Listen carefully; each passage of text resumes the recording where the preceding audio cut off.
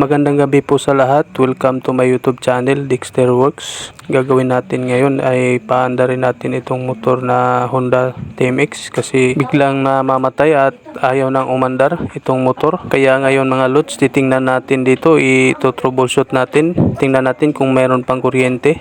Ayan, walang lumalabas na kuryente dito sa kanyang ignition coil.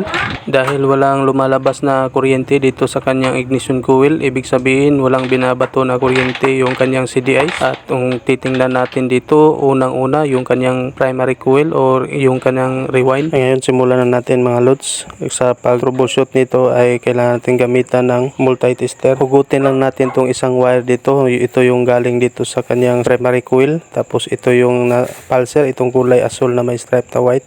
Dito, ito yung kanyang primary coil, itong kulay itim na may stripe na red. Kaya ito yung susubukan natin ngayon. Gamitan natin ng multi-tester. Set natin dito sa resistance, itong may marking na ohms. Dito sa may bandang ibaba, set natin sa 200 ohms. Kaya mga lods, titingnan natin kasi meron siyang standard na resistance na kailangan abutin. Kung hindi na siya abot, ibig sabihin ay sira na yung inyong primary coil. Kailangan umabot ito sa 400 to 600 ohms itong kanyang primary coil kasi yan ang standard na resistance dito kapag okay pa inyong primary coil. Ngayon tingnan natin mga lods kung ilang resistance ba ang nandito. Ayan, hindi na siya pumapalo mga lods. Ibig sabihin short circuit na yung ating primary coil o sira na o sunog na siya. Kasi malalaman natin na short circuit o sunog na yung ating primary coil kapag hindi na pumapalo yung multi-tester. Wala na siyang mga numero na dinidikta. Kasi kapag nasunog yung primary coil natin ay dumidikit na siya sa kanyang housing o sa kanyang stator mismo yung mga magnetic wire. Kaya nag-short circuit. Kaya ngayon buksan natin, tanggalin lang muna natin yung cover.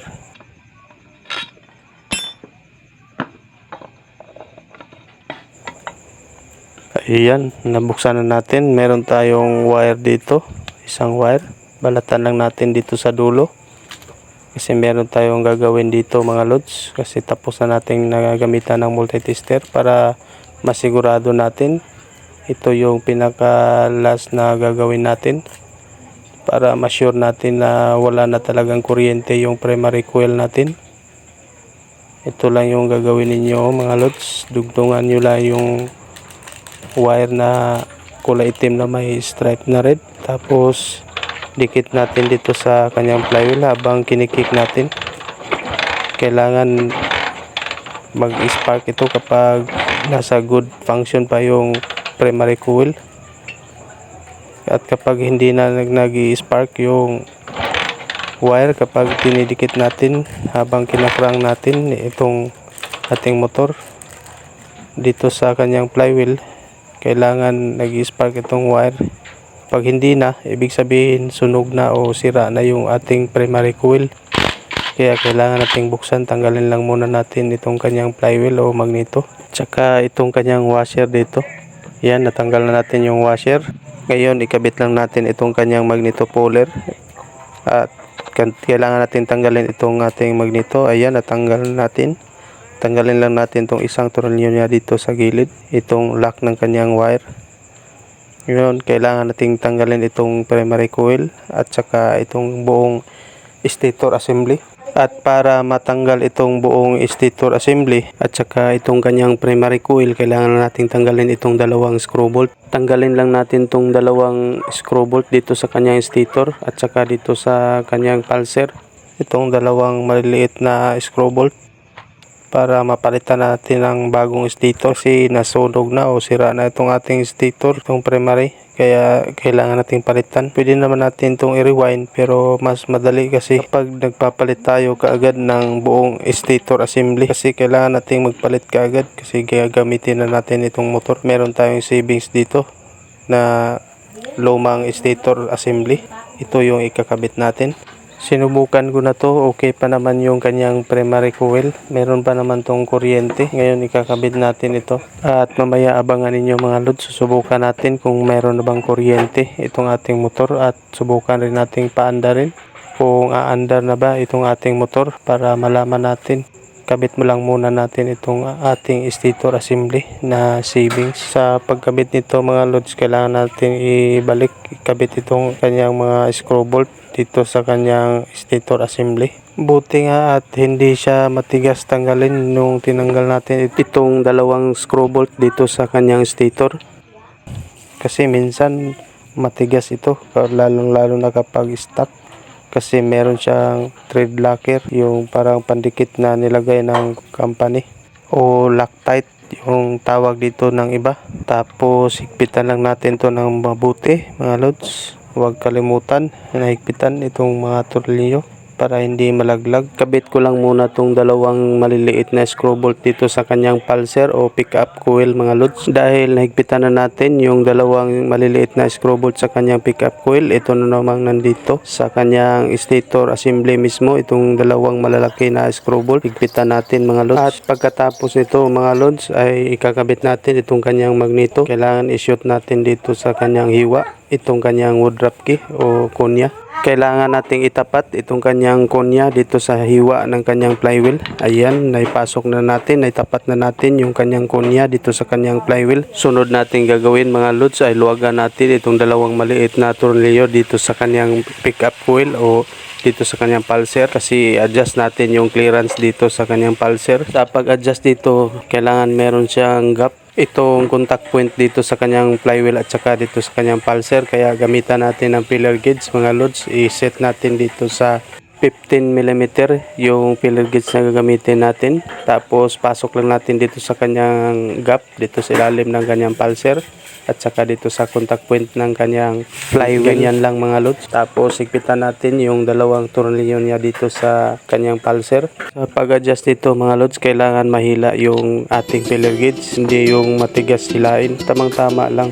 Kailangan matanggal natin yung filler gauge. Ibig sabihin okay na mga lods. Adjust na natin sa tamang clearance o gap yung ating contact point o pulser at saka itong contact point dito sa ating flywheel. Ayan, ayos na mga lods. Tapos na natin na-adjust yung clearance o gap dito sa ating pulser at saka dito sa ating flywheel. Dito sa kanyang contact point ng ating flywheel, meron na siyang clearance o gap. Saktong-sakto lang yung gap na nilagay natin. 15mm yung gap na nilagay natin dito sa pulser at saka sa ating flywheel. Ngayon, higpitan lang natin tong nut o tornilyo niya dito sa kanyang flywheel. Ayan, nahigpitan na natin yung nut dito sa kanyang flywheel. Ngayon, ikabit na natin tong mga wire, itong mga socket niya dito sa kanyang stator. Itong socket na kulay puti galing po ito sa ating stator at naikabit ko na. Ito yung para sa ilaw at saka sa charging system ng kanyang battery. Tapos pulser, pinagsama-sama na sila, isang socket lang. Tapos itong nakaiwalay na wire, itong kulay itim na wire na may stripe na thread, ito yung galing sa ating primary coil o sa ating rewind. Ito yung nagpapaandar sa motor natin. At kapag nasunog o nasira itong ating primary coil o rewind, ay hindi na natin mapatakbo itong ating motor kasi hindi na siya mapaandar. Kaya kapag nangyari sa atin yun, ay kailangan nating palitan yung primary coil o stator assembly mismo or ating i-rewind, o pwede naman natin i-convert na battery operated yung ikakabit natin. Papalit tayo ng CDI na pang 4 pins o pang battery operated o 12 volts na CDI, DC na yung gagamitin natin para naka-rely sa ating primary coil o hindi na siya nakasalalay dito sa ating primary coil. Kapag 4 pins na yung CDI na gagamitin natin o pang Skygo na battery operated na CDI, hindi na siya naka-connect dito sa ating primary coil, hindi na sila connected. Dito na lang siya sa battery or sa regulator naka-connect or connected. Ngayon, subukan natin kung may kuryente na ba itong ating primary coil. Kasi kanina walang kuryente ito. Ayan, meron ng kuryente pakunti-kunti. Ngayon, ikakabit na natin itong ating wire dito sa ating primary coil, itong kulay itim na wire. Ayan, para masubukan natin kung may kuryente na ba itong kanyang ignition coil. Tsaka subukan na natin kung mapaandar na ba natin kasi kanina walang kuryente at tayo umandar. Final sound check tayo mga lods. Ayan, umandar na at saka malakas na yung kanyang kuryente. Zoom nga natin ng konti para makita natin. Ayan, napakalakas ng kanyang kuryente mga lods. kulay puti at saka kombinasyon na kulay asul at violet mga lods. Ibig sabihin napakalakas ng kuryente. Ayos na to mga lods. Kakabit ko lang itong kanyang spark plug cap mga lods para magamit na natin itong motorsiklo. Kanina hindi natin magamit ito kasi ayaw umandar at nawala yung kanyang kuryente at biglang ayaw umandar. Buti na lang meron akong itinabi na lumang stator coil assembly kaya nagamit rin natin yung savings natin.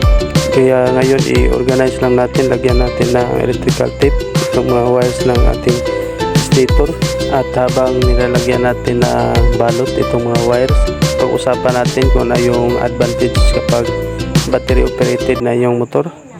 Ang advantage kapag battery operated na yung motor ay kahit na isubsob natin sa baha o mabasa ng tubig yung ating primary coil ay hindi na mamamatay yung motor natin at hindi na mawawala yung kanyang kuryente kasi sa regulator na siya na kumukuha ng source ng kanyang kuryente or sa battery. At kahit na masira yung primary coil o rewind o masunog ay aandar pa rin yung inyong motor dahil sa regulator siya kumukuha ng source ng kanyang kuryente at sa battery.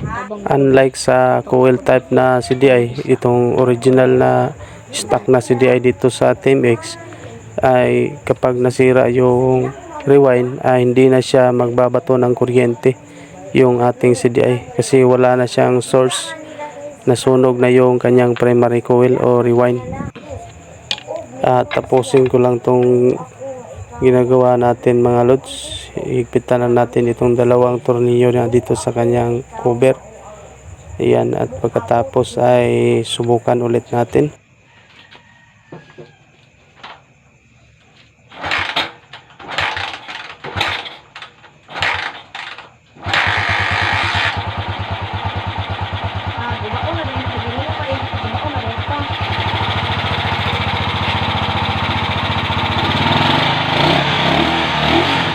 At pakipalo na rin yung Facebook page ko, Tinglong Motovlog. Maraming salamat po mga lods. Okay na mga lods, hanggang dito lang muna tayo. Sana huwag kalimutan na mag-like, share, and subscribe. At kung mahirap sa inyo na mag-subscribe, paki-share na lang. Okay na, ride safe sa lahat. Peace, I'm out.